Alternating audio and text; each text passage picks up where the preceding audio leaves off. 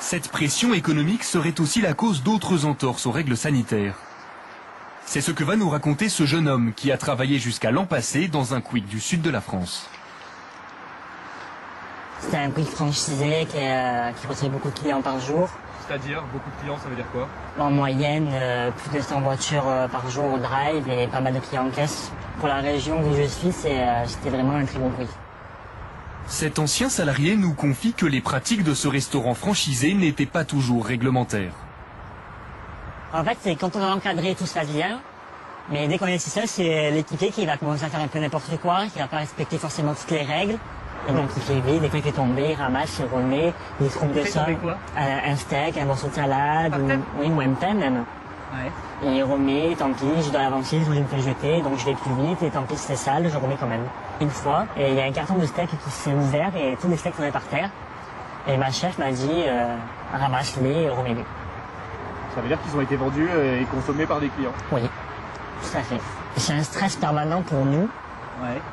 Et on a toujours l'angoisse de se faire courir. Et donc on veut faire les choses vite et pas forcément bien. Le groupe Quick est-il informé de ce genre de pratique? Difficile à dire. Mais au cours de notre enquête, nous avons découvert un document de janvier 2008 qui laisse penser que la marque a les outils pour identifier les problèmes d'hygiène dans son réseau de restaurants. C'est un petit CD-ROM remis en 2008 aux franchisés de Quick. À l'intérieur, un document de 191 pages dresse le bilan de l'activité du groupe entre 2004 et 2007. Ce document interne nous révèle qu'il y a 3 ans, les dirigeants s'alarmaient d'une dégradation de la qualité, comme ici, page 33. 2 pages plus tôt, le groupe indique un manque de formation à l'hygiène. Il insiste aussi sur l'augmentation des corrompus toxiques depuis 3 ans. En 2007, par exemple, les analyses en ont trouvé à 47 reprises dans les restaurants. Nous avons demandé à l'ex-franchisé de Quick ce que signifient ces corrompus toxiques. C'est quoi un corrompu toxique? C'est un produit qui est impropre à la consommation, qui a beaucoup plus, qui a des germes. Quand il y a des corrompus toxiques, on l'a principalement sur le chèque, la mi-chèque. En 2008, le groupe Quick savait qu'il devait faire des efforts en matière de sécurité sanitaire. À la page 163, il insistait en effet sur la nécessité de régler le problème des restaurants en dessous des normes d'hygiène. Manifestement, c'était le cas du Quick d'Avignon, où Benjamin a pris son dernier repas. À ce jour, seul le gérant a été mis en examen. La justice devra maintenant déterminer la responsabilité du groupe dans la mort de l'adolescent.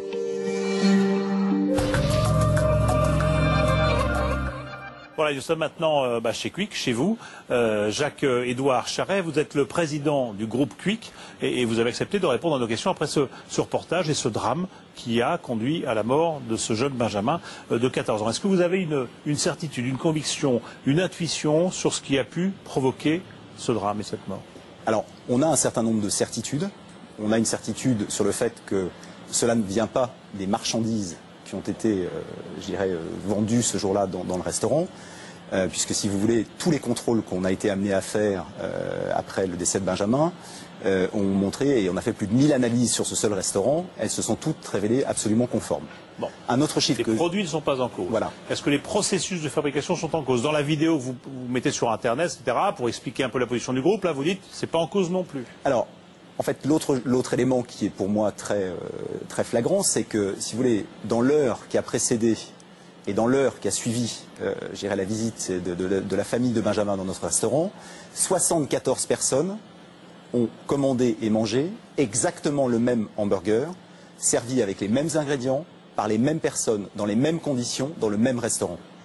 Aucune de ces personnes n'a ressenti la moindre gêne et elle s'est signalée ni auprès de Quick, ni auprès des autorités compétentes. Vous sous-entendez quoi alors? Ça serait un cas exceptionnel, particulier, peut-être dû à d'autres causes je sous-entends, qui auraient amené à la mort de son enfant? Je sous-entends rien aujourd'hui, je me pose simplement un certain nombre de questions, mais si vous me posez la question de savoir, dites-moi ce qui s'est passé, je suis aujourd'hui incapable de vous le dire. Parce que sur le lien éventuel entre le fait que cet enfant ait mangé là, les procédures appliquées, les processus, etc., et la mort, la procureure, elle est plus catégorique. Elle dit qu'il y a probablement très probablement, même dit-elle, un lien. Absolument. Et je dirais c'est son droit. Ah oui, absolument. Elle a peut-être dans le dossier des éléments dont je n'ai pas connaissance, puisqu'aujourd'hui Quick n'a pas accès au dossier. Mais si vous voulez, quand on parle par exemple beaucoup des staphylocoques dorés, il faut quand même avoir un chiffre en tête. C'est entre 20 et 55% de la population française qui est porteuse. Donc avoir des équipiers... On est tous porteurs. On est tous. Il y a une probabilité raisonnable, monsieur Duquesne, pour que vous et moi, on soit porteurs de staphylocoque doré. Sans que pour autant ça conduise à... Absolument. On peut très bien être un porteur. Absolument. On peut être tout à fait un porteur sain et je dirais ne développer ni ne transmettre. Je dirais. Vous dites on ne sait pas. Encore une fois, la procureure est plus catégorique que vous. Oui. Plus affirmative, puisque d'ailleurs elle a mis en examen le gérant du magasin, enfin le franchisé. Sur les processus, on a relevé, les services sanitaires ont relevé quand même un certain nombre de non-conformités. Hein. C'était des non-conformités mineures en 2008, elles sont plus graves et même importantes à partir de janvier après l'accident. C'est exact. Simplement, ce qu'il faut bien avoir en tête, c'est que ces non-conformités qui datent de 2008, nous n'avons jamais eu communication de ce rapport de la DDPP. Et pour être tout à fait franc, on en aurait eu communication. Il n'y aurait pas eu de plan d'action immédiat, puisque c'était vraiment des non-conformités mineures. Ce qu'il faut bien comprendre, c'est qu'ensuite, quand les services de la DDPP viennent dans le restaurant après le décès de Benjamin, évidemment, je dirais, la visite n'est plus du tout du même ordre. Et on est plutôt dans une visite à charge. Et à ce moment-là, effectivement, des choses qui étaient mineures, je dirais 2 ans avant, deviennent majeures. Et dans les vous pensez que le prisme de lecture, entre guillemets, des experts sanitaires change parce qu'effectivement, il y a eu un accident et que ce qu'ils considéraient comme pas grave il y a 2 ans l'est devenu aujourd'hui. Absolument. Et si vous voulez, en tout cas dans la nature... C'est pas l'état général du restaurant qui s'est dégradé, lui? Alors, bien sûr que ça vieillit, un restaurant au bout de 2 ans, mais c'est un restaurant dans lequel il y avait un programme de rénovation qui était déjà engagé. Plusieurs centaines de milliers d'euros avaient été investis, je dirais, dans la rénovation, et il y avait une rénovation qui était inscrite dans les plans qui était en cours indépendamment de l'accident. C'est ce que vous dites. La rénovation de la cuisine n'a pas de rapport avec l'accident. Même si on peut se demander quand même si l'accident n'a pas fait que vous êtes précipité de rénover plus vite que c'était prévu. La réponse est bien sûr. Il y a eu cet accident, on le constate. Dans le doute, de toute façon, on n'allait pas laisser les choses comme ça. Le restaurant était fermé par la décision du préfet. Nous, on souhaitait que, je dirais, les équipes retrouvent leur emploi le plus rapidement possible, qu'on puisse le réouvrir. Et c'est vrai que pendant qu'il était fermé, on a fait ces travaux, bien sûr. Sur les contrôles, vous dites, les contrôles de 2008, ils nous ont pas été fournis parce que le franchisé était libre de ne pas nous les fournir. Hein, le contrôle fait par les autorités sanitaires. En janvier, vous ne les avez pas parce que vous n'êtes pas dans le dossier, mais bon, ceux-là, ils sont plus graves. Mais vous avez, vous, Quick, groupe Quick, effectué vos propres contrôles. Et il semblerait que ces contrôles-là aussi étaient inquiétants. Alors, la dernière visite qui avait été faite, effectivement, quelques jours avant le drame, avait souligné un nombre, je dirais, de dysfonctionnements, mais qui était en cours de correction. En cours de correction, vous dites, on peut rien imposer parce que c'est un franchisé. Il fait ce qu'il veut. Alors, la réponse, c'est, évidemment, on a des moyens de rétorsion, puisqu'il y a, par définition, un contrat.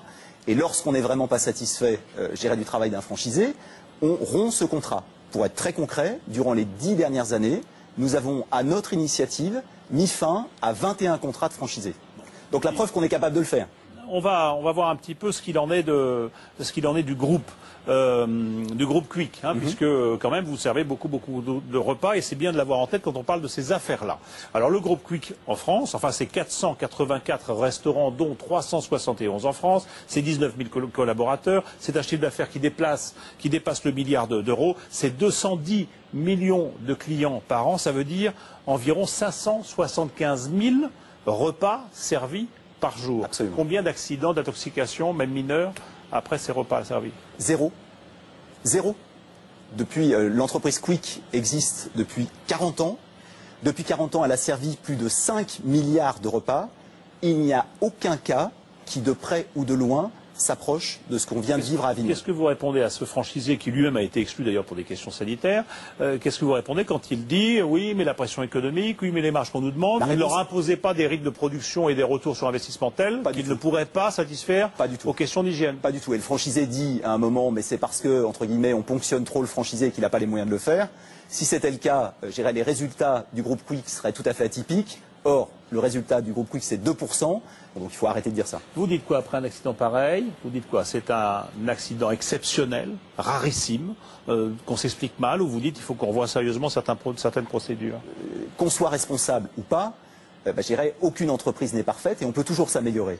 Donc on a mis en œuvre un plan d'action qui va aller par exemple vers la certification de nos restaurants par le leader mondial de la certification.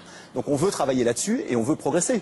Donc personne n'est parfait, mais oui, suite à cet événement, eh bien, on va travailler pour être encore meilleur. Un événement qui, j'imagine, a remué le groupe, a remué les personnels, vous a remué vous? Alors oui, ça m'a remué à titre personnel et je dirais j'ai 2 garçons qui ont 14 ans, 3 enfants dont 2 garçons qui ont 14 ans, donc j'imagine malheureusement ce que peut être la souffrance des parents quand on perd un enfant de 14 ans.